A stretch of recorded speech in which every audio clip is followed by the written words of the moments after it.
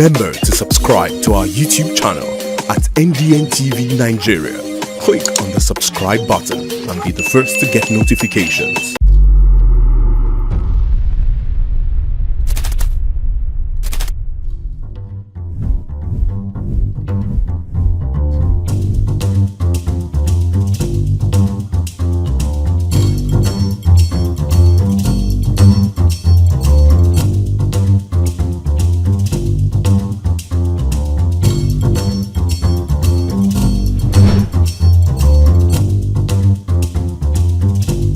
And now, let's join ace broadcaster MAMODE AKUGHA as he takes us inside the Niger Delta. Hello out there and welcome to the program. It's Inside the Niger Delta, the authentic voice of Niger's oil-rich region. I'm your regular host, MAMODE AKUGHA. In line with the directive of President Bola Tinubu on the execution of legacy projects in the Niger Delta region, the Chief Executive Officer of the Niger Delta Development Commission, NDDC, Dr. Samuel Obuku, has approved the completion of the stalled Niger Delta Regional Specialist Orthopedic and Cardiovascular Hospital in Rivers State. Obuku made this known last week during the inspection of the hospital facility in the company of the Commission's team in Port Harcourt, Rivers State. Under the leadership of Dr. Samuel Obuku, the Niger Delta Development Commission, NDDC, has been deliberate in following up on the state of some of its over 13,000 stalled and abandoned projects in the Niger Delta region. To ensure that the funds expended on some of these projects are not wasted, the Commission is resolute in its quest to complete ongoing and abandoned projects in the region to deliver on its vision of facilitating the rapid and sustainable development of the Niger Delta.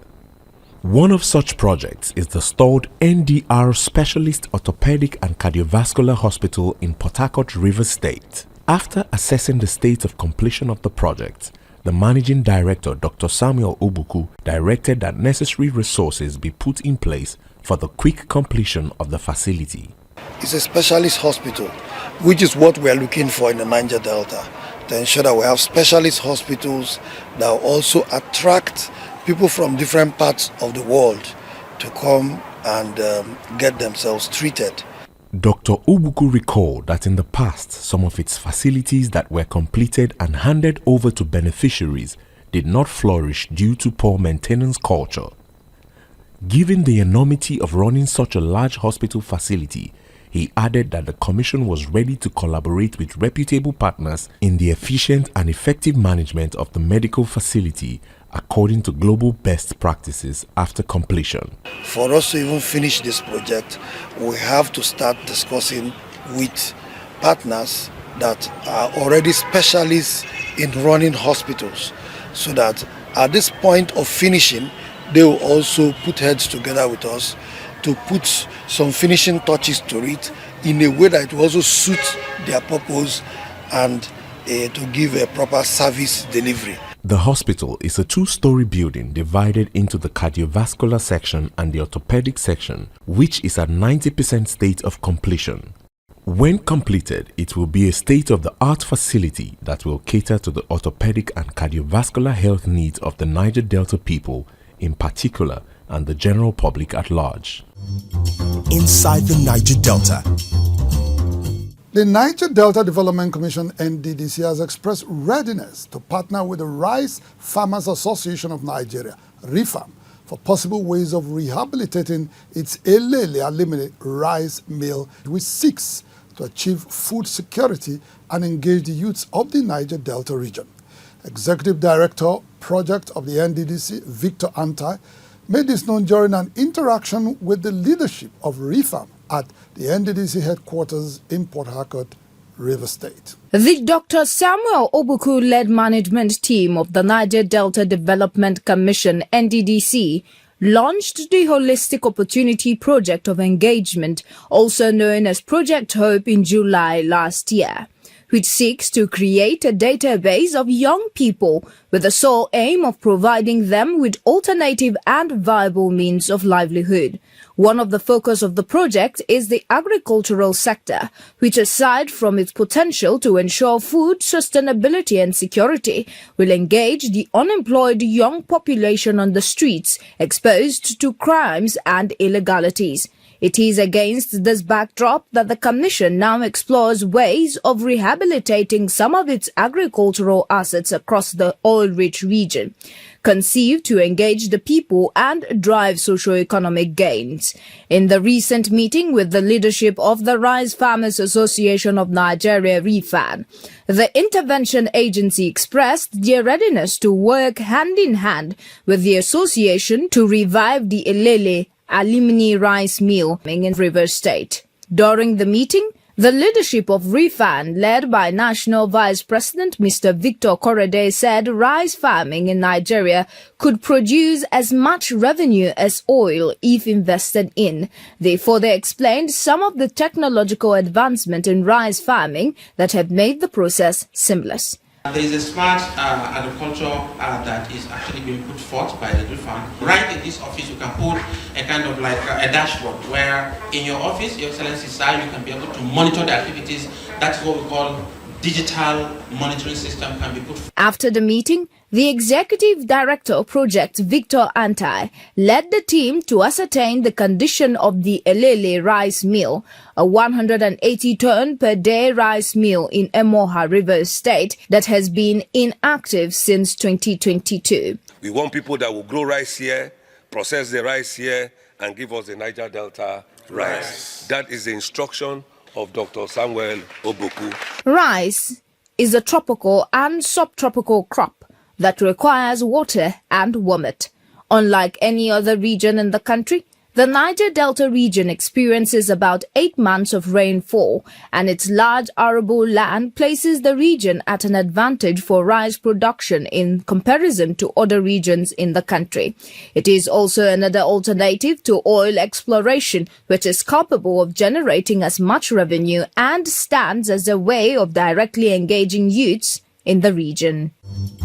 Inside the Niger Delta, AKUGHA Group, oil and gas, dredging, power and air transportation. AKUGHA Group, petroleum product sufficiency, energy sustainability and infrastructure development.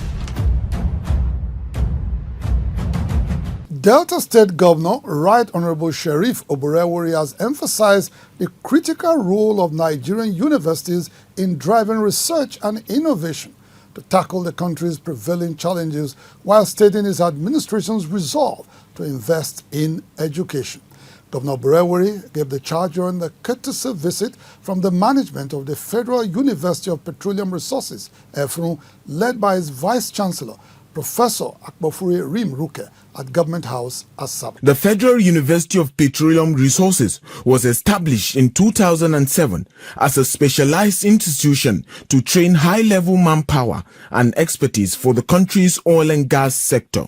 Governor Oborewori, while applauding the management of the institution for its innovative efforts and contributions in manpower development in the country, stressed the importance of universities engaging in relevant research to address the unique challenges facing both the nation and their host states. We find out today that most of the universities today, they don't do research. Like what you just said now, that a village that was polluted, people took it over, unproductive, now it's not productive. Without research, you cannot do that. Speaking earlier, Professor Rimruke, who expressed gratitude to Governor Oborewori for his leadership and sued for his support, highlighted the university's achievement, including its contribution to environmental reclamation and sustainability. 10 hectares of land of Obiayaga community was devastated by crude oil pollution. So we have to go into the community and we establish an MOU with the community people that this land, we want to restore it to its original status. Today, the university, through that Center of Excellence, have started remediating the entire environment to hand over to the community for use by the community. Governor Boriowori assured prompt attention to the road leading to the university's main gate, demonstrating his administration's commitment to enhancing education as a cornerstone of his more agenda. In another development, nurses across Delta State under the National Association of Nigerian Nurses and Midwives have expressed their gratitude to Governor Sheriff Oboriowori for his decisive actions in resolving the long-standing challenges within their profession. The nurses representing various healthcare facilities and institutions across the state marched to the government house last week full of appreciation to the governor for liberating them from the leadership of Mrs. Gloria Igumbo, who was the director of nursing in the state under the Senator Ifeanyi Okowa administration. A lot of meetings have been going on, a lot of negotiations, a lot of protests, a lot of strike has been going on, all to no avail until this governor came in and did the needful for us. We want to say a very big thank you to the governor for changing the hands of time to suit the purpose of God and for ensuring that integrity is restored to the nursing profession.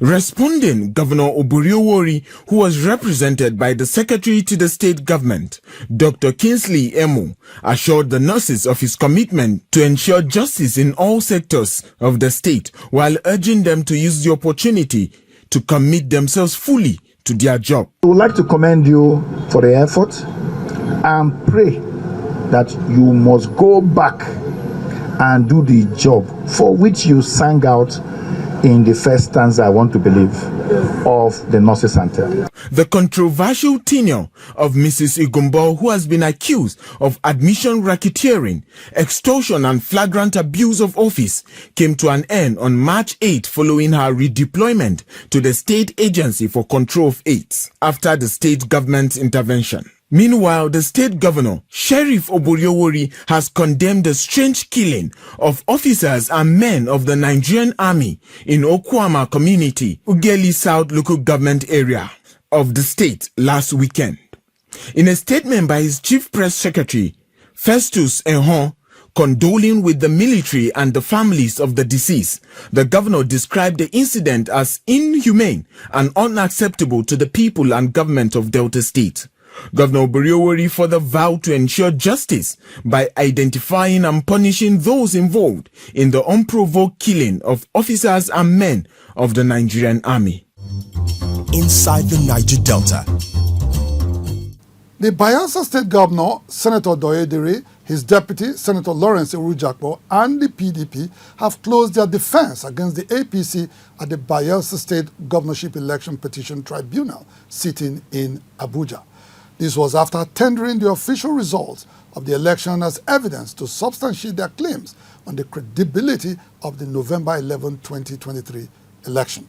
Subsequently, the tribunal has fixed the 22nd of April for the adoption of written addresses from both parties. After the November 2023 Bayelsa State gubernatorial election, in which Senator Doyedire emerged as winner and governor-elect, the All Progressives Congress APC and its candidate, Chief Timipre Silva, had proceeded to the Election Petition Tribunal to challenge the conduct and outcome of the election.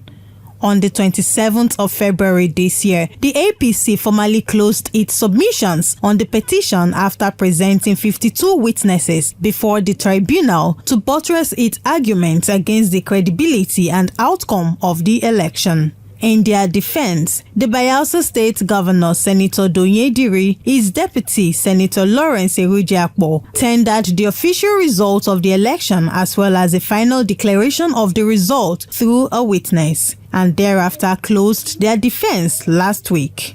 When approached by journalists after the proceedings, Governor Diri declined comments on the matter, insisting that it was sub judice. However, counsel to the APC candidate, Barrister Sylvester Elema, who addressed journalists at the venue of the proceedings, said his candidate should be declared winner of the election. Elections were actually held validly, votes were counted in those places where INEC said no elections were held. Concerned Bayelsans and political watchers say they are no longer comfortable with the development. They argued that the 2023 November 11th election was glaringly credible and ought not to have attracted litigations in the first place, as the people overwhelmingly supported Senator Donyediri following his first term achievements. We'll use the opportunity to call on the opposition party, to have a rethink and embrace the governor and let them collectively put us together to consolidate on the gains of the achievement of the governor in his first term. Just like his first term bid, which came as a miraculous victory, the miracle governor has continued to surmount all hurdles before him with the support of majority of Bayelsans. Inside the Niger Delta. Since 2021, when the Shekiri nation crowned Prince Shola Emiko as Ogiame Atuashe III, the Olu of Warri Kingdom, the kingdom has been divided along two major lines, representing supporters of Ogiame Atuashe III and supporters of Chief Ayiri Emami, who believe that the Ogiame was wrongly foisted on the Shekiri nation. As part of their attempts to unseat him, they have instituted several court cases which are currently ongoing. These court cases represent a very civilized approach to resolving disputes. However, in the last 1 month, the dispute has shifted from legal to spiritual as well as physical battles. The Ishekiri nation is a minority tribe, not just in Nigeria but in Delta State as well. In spite of this situation, the Ishekiri nation is however extremely influential in Nigeria's socio-economic and political space. This is due largely to the manifest unity that existed within the Ishekiri nation over the years. However, since the beginning of 2021, that unity, which is the strength of the Ishekiri nation, developed a crack. And today, the Warri Kingdom of the Ishekiris is experiencing an obvious division that is characterized by legal, spiritual, and physical battles. The crack in the wall began when chiefs of Warri Kingdom and members of the Royal Guinea One ruling house, who had in 2015 disqualified Prince Shola Emiko as a candidate for the throne of Olu of Warri, suddenly made a turnaround in April 2021 to announce him as the Olu designate, contrary to the 1979 chieftaincy edict governing the selection process to the title of Olu of Warri. This action was against the position of Chief Ayiri Emami, the Olobosere of Warri, whose job it was to midwife the entire selection process of the Olu of Warri. Despite Chief Ayiri's protest about the illegality of the selection process, the coronation went on as planned, as Prince Shola Emiko was eventually crowned as Ogiame Atuashe III. Since then, several attempts at reconciliation between Chief Ayiri and the Olu of Warri have failed, including the last one of April 14th and 16th, 2023, led by the former president of the Christian Association of Nigeria, CAN, Pastor Ayo Orishejafo. That reconciliation process, in which so many influential Nigerians prevailed on Chief Ayiri to humble himself and embrace reconciliation, turned out to be a trap by the Olu of Warri to hoodwink Chief Ayiri into coming to the palace in the guise of reconciliation, but actually to further humiliate him. After that botched reconciliation, Chief Ayiri Emami concentrated all his efforts in the judicial process to right what he described as a travesty on the Ishekiri culture and tradition. Also, Prince Oyewale Emiko, who is also laying claim to the throne, and Prince Bernard Emiko have returned to court in their attempt to unseat Ogiame Atuashe III. All this while, the disagreements have been restricted to a civilized judicial process. However, in the last 1 month, the crisis over the throne of Warri Kingdom has shifted from legal to spiritual and even physical battles. While visiting Ugborodo community recently in Warri Southwest local government area, the Olu of Warri Ogiame Atuashe III also visited the waterside where he offered prayers.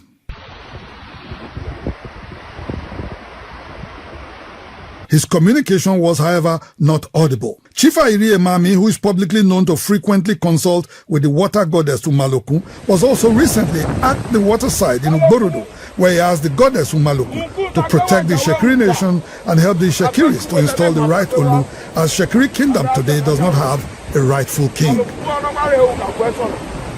In response to Chief Ayiri's communication with Umalokun, the river goddess, A meeting was summoned at the Olu's Palace on Friday, the 23rd of February 2023, where traditional priests alongside Christian priests were directed to lay curses upon anyone contending against Ogiame Atuashe III as Olu of Warri. As a result, in some Shekiri communities, the traditional process for laying curses were performed.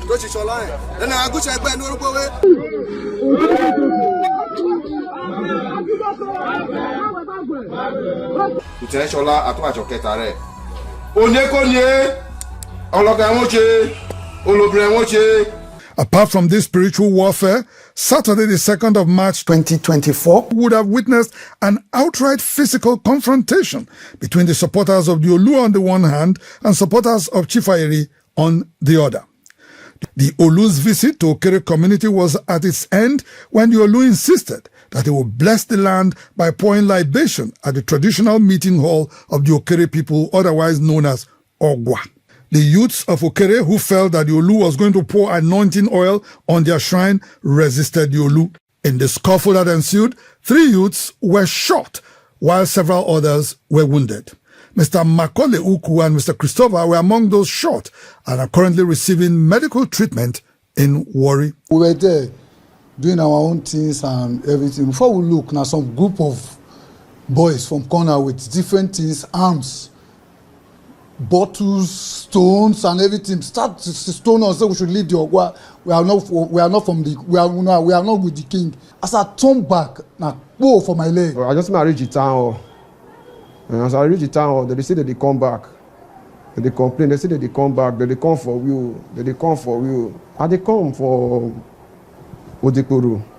And they jam me. Now they say, may they get me down. Now they shoot me. For his part, Mr. Amechi Ogbishe Ogbona, an indigene of Okere community who was present during the monarch's visit to Okere, says those shot were trying to prevent the Olu from going to offer prayers at the traditional town hall. Before the Olu arrival, we have gotten some rebels who have been planning evil against the community. These miscreants locked the town hall. And the Olu said, I must go to the town hall because that is the culture of the Olu.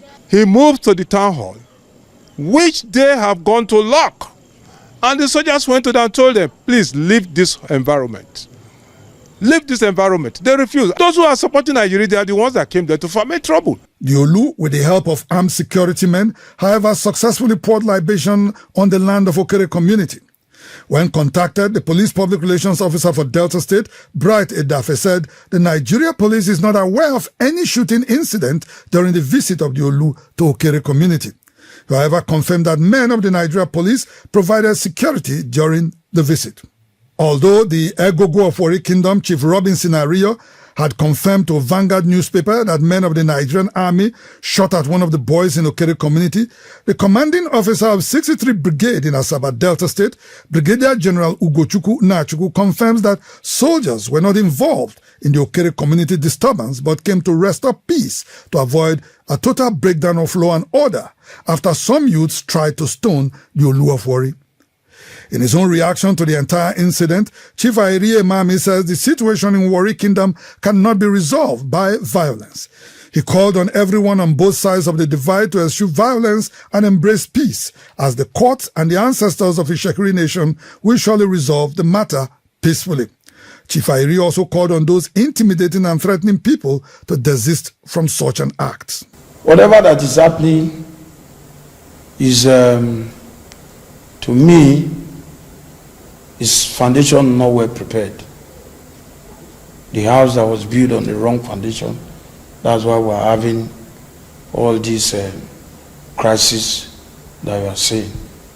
But I pray that one day the judiciary will correct any wrong, because Shekiris are law abiding. Editor of Fresh Angle newspaper, Mr. Ebule Anthony Mesheshe, says he's receiving daily threats over his reportage of the traditional crisis in Warri Kingdom.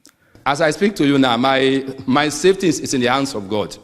Naturally, in fact, I make every move watching my back, because the threats are unending. Also, Mr. Orisha Timeyi was publicly molested and forced to swear allegiance to the Olu of Warri. Now that I'm no longer I agree. Previously, I'm not even disagreeing before. Who be your king? Go we are from us. Who be your king? Go we are from us. As supporters of both the Olu of Warri and Chief Ayeri continue to clash, both leaders have become daily guests to the Nigeria police. The Olu of Warri was invited by the police area command in Warri over a case of attempted murder, assault, occasioning harm, malicious damage, and conduct likely to cause breach of the peace, while Chief Ayeri was invited by the Nigeria Police Zone 5 headquarters in Benin City, Edo State, over threatening violence and conduct likely to cause breach of the peace. Popular television evangelist in Warri and Ishekiri indigene, Reverend Stephen Bejero, says the way forward for the Ishekiri kingdom was forgiveness, peace, and unity. What the Ishekiri nation actually needed today is unity, peace. See, in the words of our Lord Jesus Christ, in St. Matthew chapter 12, verse 24, a kingdom that divides against itself, that kingdom cannot stand. So the Ishekiris must be united. As the traditional, spiritual, and legal battles continue to rage on in Warri Kingdom, many observers are calling on all parties to sheath their swords and wait for the courts to determine who is right or wrong. In the same vein, they are also asking the courts to hasten the adjudication of this traditional matter to prevent further clashes by contending parties. Inside the Niger Delta. Well, that's the size of our package on the program for today. Inside the Niger Delta, the authentic voice of Nigeria's oil-rich region, will be back same time, same station next week. Until then, you can follow us on our social media handles showing right now on your screens. And please remember to subscribe to our YouTube channel at NDNTV Nigeria. Until next week, I am MAMODE AKUGHA thanking you for staying tuned. Bye for now.